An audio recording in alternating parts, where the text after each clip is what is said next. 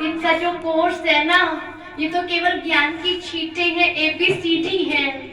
लेकिन जो हमने पढ़ा है, जो आपको बता रहे हैं, सुना रहे हैं ना, ये हमने भी ईश्वरीय पढ़ाई के द्वारा ही जो कुछ हमने पढ़ा है, जो कुछ हमने परमात्मा से सीखा है, केवल वही आपको सिखाने आए हैं, वही आपको बताने आए हैं कि जैसे मेरा भाग्य बना तो क्यों ना सबका भी भाग्य बन जाए।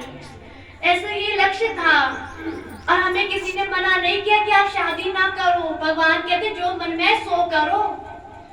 अब क्या करना है क्या नहीं करना, अपने जीवन का फैसला तो हर एक को खुद ही करना होता है। तो हमने जीवन का डिसाइड किया कि अगर शादी की तो ना चाहते हुए भी बंधन में आ जाएंगे। और भैया शादी की है तो भैया जिम्मेदारी भी निभानी पड़ेगी क्योंकि या तो बंधन बांध देनी, अब बांधा तो निभाइए। रचना रचिए तो पालना कौन करेगा, पालना भी तो करनी पड़ेगी, जिम्मेदारी अदा करनी पड़ेगी। लेकिन बस ये था कि अगर बंधन में बंध गए तो निभानी पड़ेगी। लेकिन फिर आत्मा सबका भाग्य कैसे बने, सबका कल्याण कैसे हो। तो इस वजह से मेरा मन ये था कि जैसे मेरा भाग्य बने तो न जाने सबका भाग्य बनाते। क्योंकि आप देखते हो शादी होने के बाद फिर भी बंधन तो आ ही जाते हैं ना। अब वो निभाने भी पड़ते हैं, जरूरी है। इसलिए ये हमारा खुद का फैसला था कि हमें तो सबका कल्याण करने के लिए अपने जीवन को सेवा में लगाना है। खुद का मन होता है।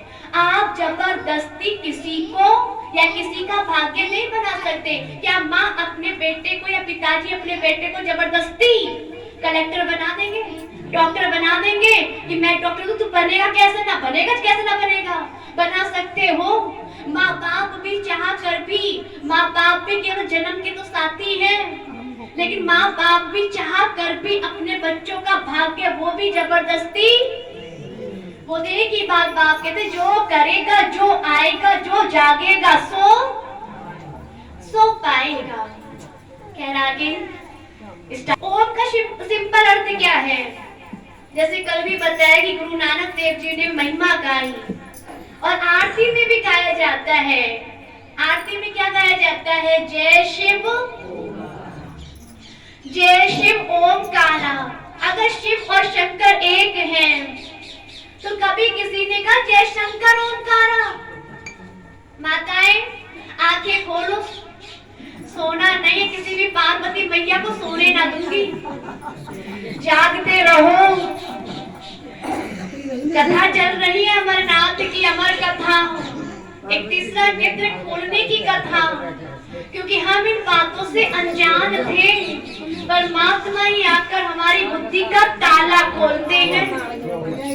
तो बताइए भैया, बताओ, अगर शिव और शंकर एक हैं तो कभी आपने कहा जय शंकर ओमकारा? नहीं कहा। हमेशा क्या कहते हैं? जय शिव ओमकारा।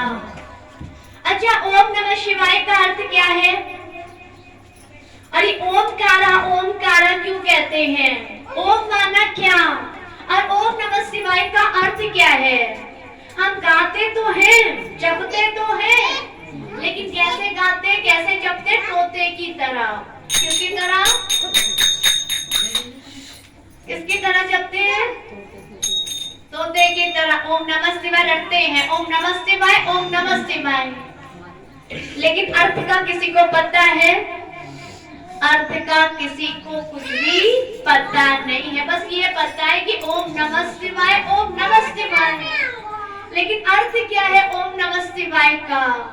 जैसे कि बड़ी बड़ी बात होगी, दुनिया की कंडीशन आजकल ऐसी है, जैसे कि किसी तोते का नाम था गंगूराम और मालिक ने कहा गंगूराम नल पे मत बैठना, और गंगूराम नल पर ही बैठा था।